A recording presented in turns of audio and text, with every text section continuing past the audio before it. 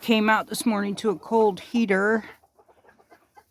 I've been checking these heaters when they're on every day to see if they're working because they go out. Got one behind the water. They just go out, and I don't want them to go out when it's 26 below zero wind chills, which is what we have coming. So when I was at Tractor Supply, I picked up another one. And I hadn't even put it in the closet yet. And I checked the heaters this morning and one wasn't working. The upstairs heater wasn't working.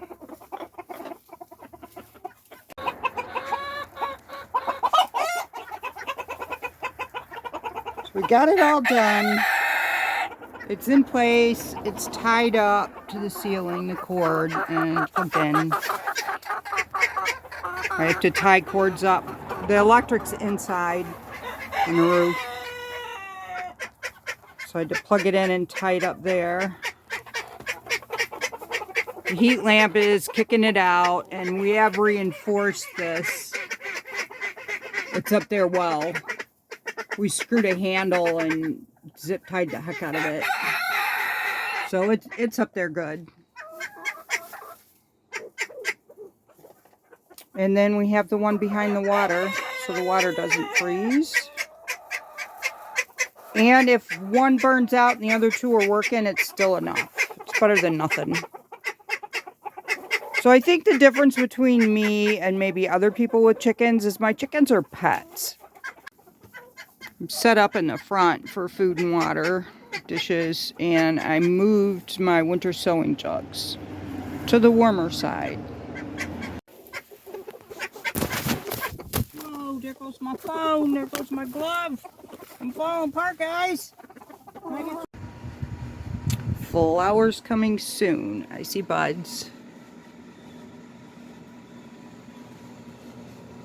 Buds on this one. Buds on this one. So these came from my overflow area. Diamond Frost Euphorbia came from inside. And I brought it out in the greenhouse because I'm encouraging blooming. Diamond Frost Euphorbia I repotted from the overflow area and found a couple new pieces, which I am starting in smaller pots. February sun is a lot better than January sun, as long as I don't lose heat. So I should start seeing flowers next month, which is this week, actually.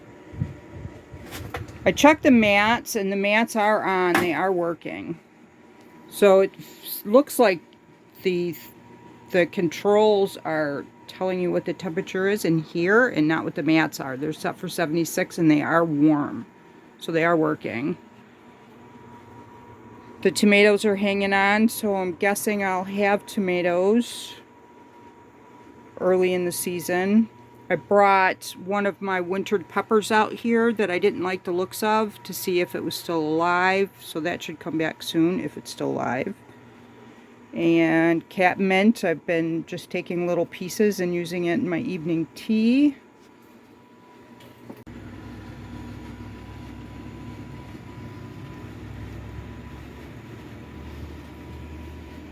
I'm going to turn the heat up one in here. The big monster heater.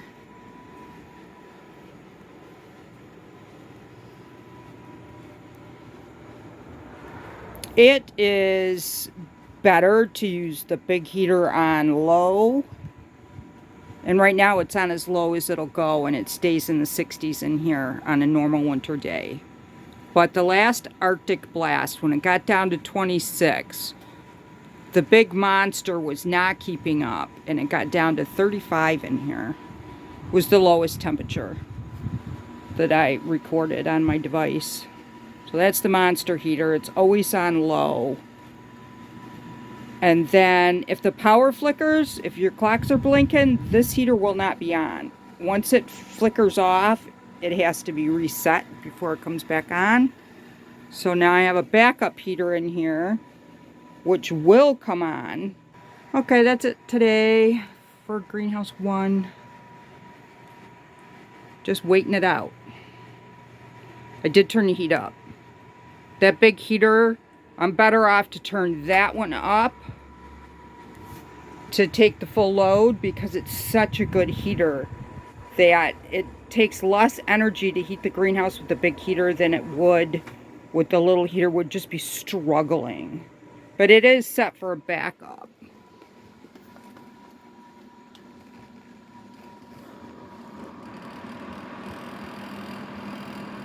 So if we lose power, the only thing I'll have running is this one, which I turned up a tiny bit, and the heat mats if we lose power.